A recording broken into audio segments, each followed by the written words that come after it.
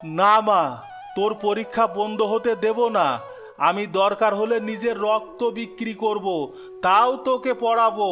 বাবা, মোড়ল সাহেবের কাছে যেও না। গ্রামের সবাই বলে তিনি খুব ভয়ঙ্কর মানুষ। মানুষের বিপদ দেখলে তিনি ফায়দা লোটেন।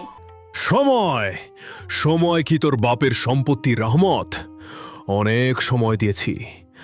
আজ সূর্যাস্তের আগে যদি আমার ৮,০০০ টাকা সুদে আসলে ফেরত না দিস, তবে কাল সকালেই আমার লাঠিয়ালরা তোদের এই কুড়ে ঘর ভেঙে গড়িয়ে দেবে।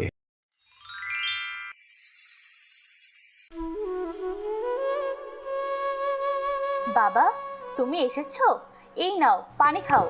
আজ মুখটা এত শুকনো দেখাচ্ছে কেন বাবা? শরীর কি বেশি খারাপ লাগছে? শরীরের কথা আর বলিস না মা। বয়স তো হলো, এখন আর আগের মতো পেডেল মারতে পারি না। তার উপর আজ সারাটা দিন রোদে পুড়েছি, কিন্তু তেমন ইনকাম হলো না। চালের যে দাম মা, রিক্সা চালিয়ে যা পাই তা দিয়ে সংসার চালানোই এখন পাহাড় সমান কষ্ট হয়ে দাঁড়িয়েছে। বাবা, তুমি আর কত কষ্ট করবে? আমি তো প্রায়ই বলি রিক্সা চালানো কমিয়ে দাও। আমি না হয় কয়েকটা টিউশনি বাড়িয়ে দিই। খবরদার সুমি, টিউশনি করতে গিয়ে যদি পড়াশোনার ক্ষতি হয় তবে আমি মরেও শান্তি পাবো না। তোর মা তোকে নিয়ে কত স্বপ্ন দেখে, তুই মানুষের মতো মানুষ হবি, কিন্তু আজ আমি বড় অসহায় মা। অভাবে তাড়নায় আজ মনে হচ্ছে তোকে আর পড়াতে পারবো না। তোর পড়াশোনার খরচ জোগাতে গিয়ে আমি হাঁফিয়ে উঠেছি রে মা। বাবা, তুমি এভাবে ভেঙে পড়ো না। আর মাত্র কয়েকটা দিন, আমার ফাইনাল পরীক্ষাটা শেষ হতে দাও। তুমি তো জানো আমি কলেজে সব সময় ফার্স্ট হই। দেখো বাবা, আমি খুব ভালো রেজাল্ট করব। একটা ভালো চাকরি পেলেই আমাদের সব দুঃখ ঘুচে যাবে। তখন তোমাকে আর এই জরাজীর্ণ রিক্সা নিয়ে রাস্তায় বের হতে হবে না। আমি তোমাকে রাজকীয় হালে রাখবো বাবা। তুমি শুধু একটু ধৈর্য ধরো। বাবা, একটু দাঁড়াও, একটা জরুরি কথা ছিল। কি হয়েছে রে মা? কিছু বলবি? তোর মুখটা এমন দেখাচ্ছে কেন রে? বাবা, কলেজে আজ ফাইনাল পরীক্ষার ফর্ম ফিল আপের শেষ তারিখ দিয়ে দিয়েছে। কালকের মধ্যে অন্তত ১০,০০০ টাকা জমা দিতে হবে, না হলে ৩ বছরের সব পরিশ্রম বৃথা যাবে বাবা। আমি পরীক্ষায় বসতে পারবো না। ১০,০০০ টাকা? এই একদিনের মধ্যে এত টাকা আমি কোথায় পাবো মা? অনেক কষ্টে মাত্র ২,০০০ টাকা জমিয়েছিলাম তোর পরীক্ষার জন্য। বাকি ৮,০০০ টাকা জোগাড় করা তো আমার মতো গরিবের জন্য আকাশ কুসুম কল্পনা। আমি জানি বাবা, এটা অনেক টাকা, কিন্তু এছাড়া আর কোনো উপায় নেই। আমি কি তবে পরীক্ষা দিতে পারবো না? না মা, তোর পরীক্ষা বন্ধ হতে দেব না। আমি দরকার হলে নিজের রক্ত বিক্রি করব, তাও তোকে পড়াবো। এক কাজ করি, আমাদের গ্রামের মোড়ল সাহেবের কাছে যাই। শুনেছি তিনি অনেক টাকা সুদে ধার দেন। তার কাছে গিয়ে হাত পা ধরলে হয়তো কিছু একটা ব্যবস্থা হবে। বাবা, মোড়ল সাহেবের কাছে যেও না। গ্রামের সবাই বলে তিনি খুব ভয়ঙ্কর মানুষ। মানুষের বিপদ দেখলে তিনি ফায়দা লোটেন। কত মানুষের জমি যে তিনি সুদের টাকার জন্য লিখে নিয়েছেন তার হিসেব নেই। তার কাছে যাওয়া মানে বাঘের মুখে পড়া। তোর কথাই ঠিক মা, কিন্তু বাঘের মুখে না পড়লে যে তোকে বাঁচাতে পারছি না। তোর ভবিষ্যতের জন্য আমি সব বিপদ মাথা পেতে নিতে রাজি আছি। তুই বাড়িতে থাক, আমি দেখি মোড়ল সাহেবকে বুঝিয়ে রাজি করতে পারি কি না।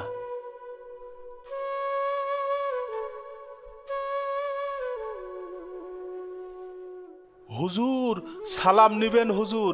আমি খুব বিপদে পড়ে আপনার দুয়ারে এসেছি। আপনি ছাড়া এখন আমাকে বাঁচানোর মতো কেউ নেই হুজুর।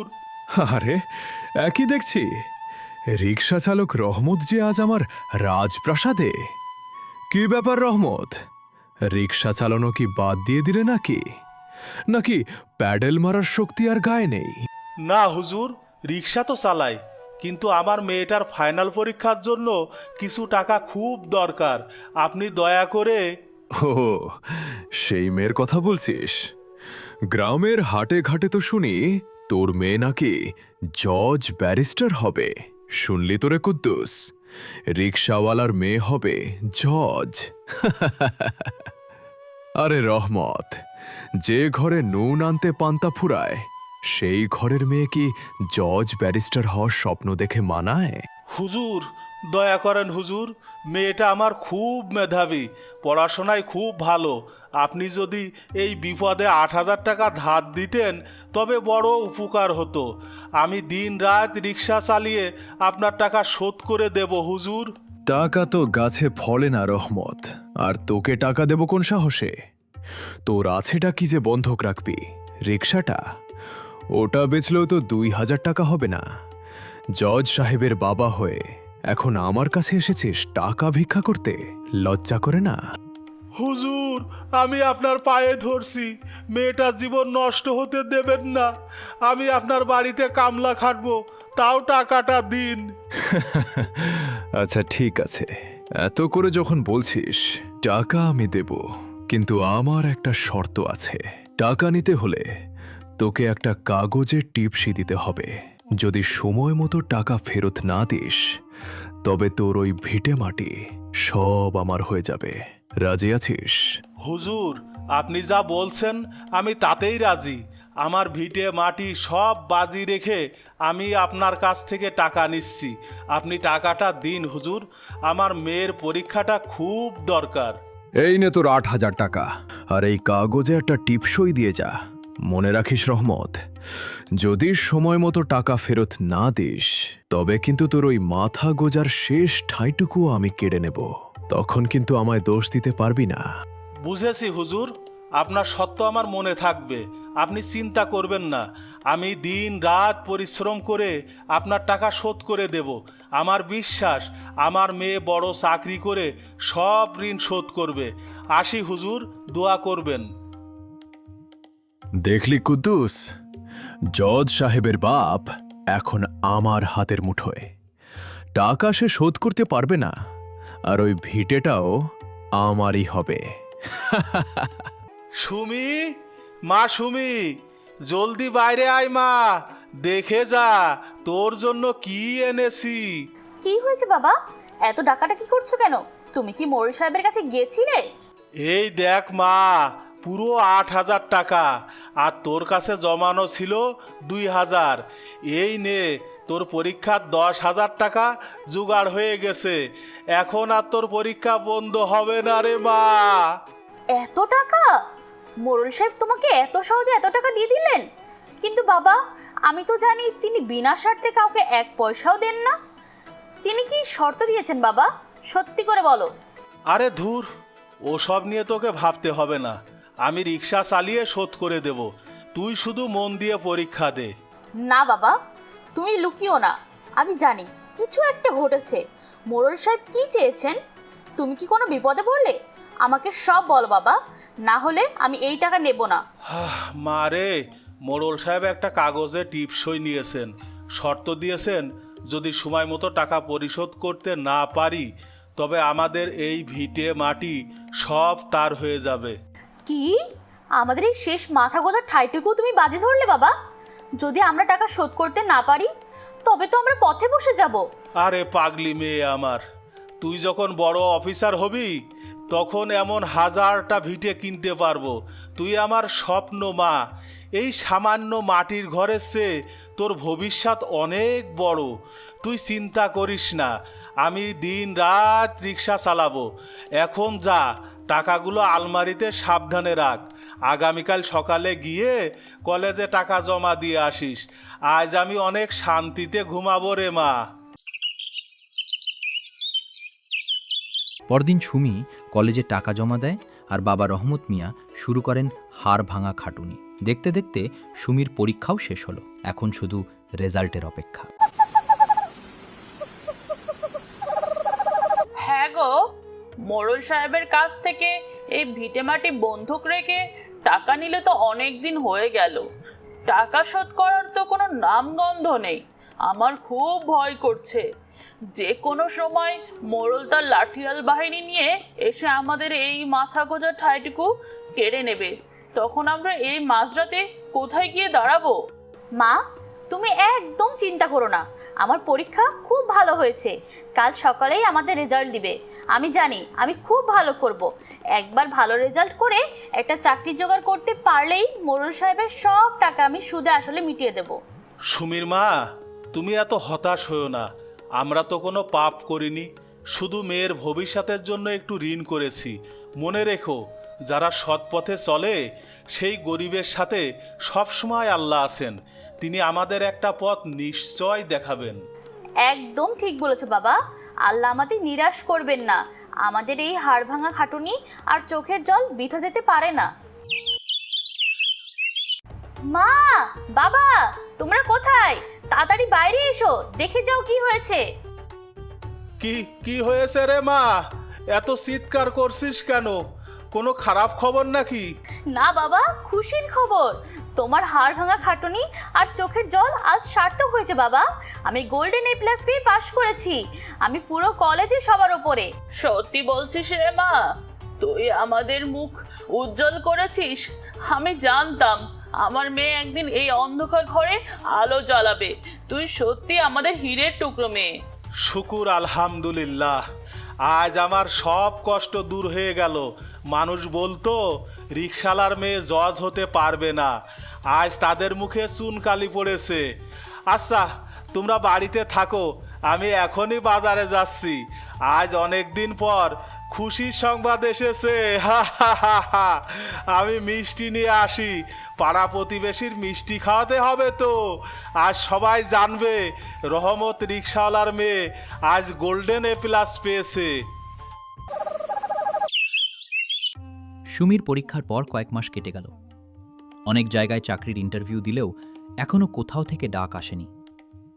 অভাবের সংসারে দুশ্চিন্তার কালো মেঘ যখন আবার ঘনিয়ে আসছিল, ঠিক তখনই একদিন কই রে রহমত, রিক্সা চালক জজ সাহেবের বাপ কই? অনেক দিন তো হলো, আমার টাকা শোধ করার নামগন্ধ নেই। আজ আমি তোকে সতর্ক করতে আসিনি, আজ আমি এসেছি আমার পাওনা বুঝে নিতে। হুজুর, আপনি তো জানেন আমার শরীরটা ভালো যাচ্ছে না, তবুও আমি দিনরাত খাটছি। আপনি যদি আর কয়েকটা দিন সময় দিতেন। সময় সময় কি তোর বাপের সম্পত্তি রহমত? অনেক সময় দিয়েছি। আজ সূর্যাস্তের আগে যদি আমার 8,000 টাকা সুদে আসলে ফেরত না দিস, তবে কাল সকালেই আমার লাঠিয়ালরা তোদের এই কুড়ে ঘর ভেঙে গুড়িয়ে দেবে। মনে রাখিস, এই ভিটেমাটি এখন আমার নামে লেখা। হুজুর, দয়া করুন। এখন হঠাৎ আমরা মেঘটাকে নিয়ে কোথায় যাব? আমাদের আর কোনো মাথা গোঁজার ঠাঁই নেই। আপনি আমাদের একটু সময় দিন হুজুর। মোড়ল সাহেব, আপনি এভাবে আমাদের বাড়ি ছাড়া করতে পারেন না। আমরা আপনার টাকা শোধ করব, শুধু আর মাত্র 7টা দিন সময় দিন। আমি চাকরির জন্য অনেক জায়গায় ইন্টারভিউ দিয়েছি, যে কোনো সময় একটা খবর আসবে। 7 দিন? আচ্ছা ঠিক আছে, রহমতের মেয়ের জজ হওয়ার স্বপ্নটা দেখার জন্য তোদের আর শেষ 7 দিন সময় দিলাম। কিন্তু মনে রাখিস সুমি, 7 দিন পর যদি টাকা না পাই, তবে লাঠিয়ালদের হাত থেকে তোদের কেউ বাঁচাতে পারবে না। সুমি আক্তার, সুমি আক্তার কি বাড়িতে আছেন? ঢাকা থেকে একটা সরকারি চিঠি এসেছে। হ্যাঁ, আমি সুমি। কিসের চিঠি কাকা? মা জননী, তোমার চাকরির নিয়োগপত্র। অনেক বড় সরকারি চাকরি পেয়েছো তুমি। এই নাও চিঠি, সই করে দাও। বাবা, মা, তোমার জলদি এসো, আমার চাকরি হয়ে গেছে। আমি বড় সরকারি অফিসে বড় পদে নিয়োগ পেয়েছি। কি বললি রে মা? সত্যি তো চাকরি হয়েছে? তবে কি আর আমাদের ভিটে মাটি ছাড়তে হবে না? না বাবা, আর কোনো চিন্তা নেই। চিঠিতে লেখা আছে আগামী সপ্তাহ থেকেই জয়েন করতে পারবো, আর জয়েনিং বোনাস হিসেবে কিছু টাকাও পাবো। মোড়ল সাহেবের টাকা আমরা কালই সুদে আসলে শোধ করে দেবো বাবা।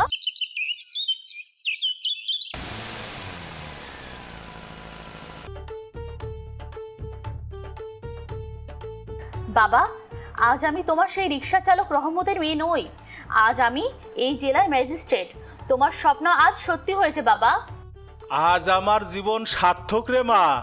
তোকে এই পোশাকে দেখার জন্যই তো আমি সারাটা জীবন হাড় ভাঙ্গা খাটুনি খেটেছি। আসুন মোড়ল মশাই, ঠিক সময়ে এসেছেন। আপনার সেই 8,000 টাকা সুদে আসলে কত হয়েছে বলুন, আমি এখনই আপনার সব পাওনা মিটিয়ে দিচ্ছি। আর বাবার ভিটেমাটির কাগজটা এবার ফিরিয়ে দিন। না মা, আমি আজ টাকা চাইতে আসিনি। আমি এসেছি আমার ভুলের ক্ষমা চাইতে। তুই আজ শুধু রহমতের মেয়ে নোস, তুই আজ আমাদের পুরো গ্রামের অহংকার। সেদিন তো বলেছিলেন রিক্সাওয়ালার মেয়ে কোনোদিন বড় হতে পারে না, আজ বিশ্বাস হলো তো?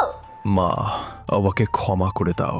আমি বুঝতে পেরেছি মানুষ যদি চেষ্টা করে আর সততা থাকে তবে রিক্সাওয়ালার মেয়েও ম্যাজিস্ট্রেট হতে পারে। কাউকে ছোট করে দেখা বা উপহাস করা যে কত বড় অপরাধ তা আজ আমি হাড়ে হাড়ে টের পাচ্ছি। তুই আমাদের চোখ খুলে দিয়েছিস মা। মনে রাখবেন মোড়ল সাহেব, সম্মান টাকা দিয়ে কেনা যায় না, তা অর্জন করতে হয়। আর কোনো গরিব মানুষকে যেন এভাবে ভিটে ছাড়া করার ভয় না দেখান। আমরা প্রায়ই মানুষকে তার পেশা দিয়ে বিচার করি, কিন্তু ভুলে যাই যে প্রতিটি শ্রমজীবী মানুষের ভেতরেই লুকিয়ে থাকে এক একটি বড় স্বপ্নের কারিগর। রিকশা চালক রহমত মিয়ার ভিটেমাটি বাজি রাখা ছিল এক অসম লড়াই, আর সুমির জয় সেই লড়াইয়ের যোগ্য জবাব। সমাজকে আজ বুঝতে হবে কাউকে ছোট করে দেখার অধিকার কারো নেই। পরিশ্রমী হাতগুলোই একদিন এই সমাজকে বদলে দেওয়ার ক্ষমতা রাখে।